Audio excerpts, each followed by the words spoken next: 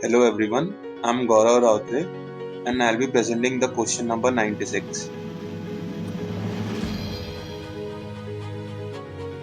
So as you can see in the question, there's a sports car which is going at 90 kilometers per hour.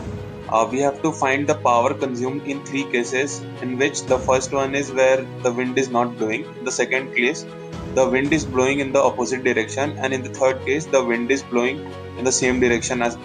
It is given that the friction factor is 0.32, the width of the car is 1.8 meter, height of the car is 2 meter, and the speed of the car is 90 kilometer per hour.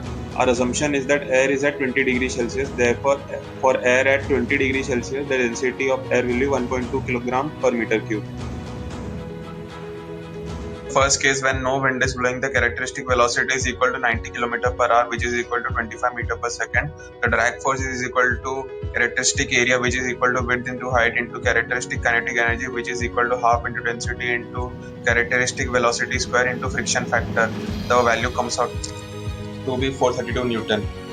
So the power consumed in the first case when no wind is flowing is equal to the drag force into the characteristic velocity, which comes out to be 10,800 watts.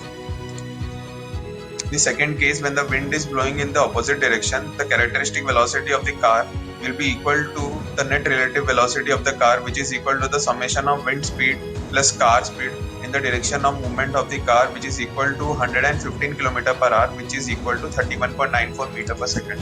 The drag force will be equal to the characteristic area, which is equal to width into height into characteristic kinetic energy, which is equal to half into density into characteristic velocity square into the friction factor, which comes out to be 705.13 Newton. The power consumed will be equal to the drag force into characteristic velocity, which comes out to be 22,522.07 watts.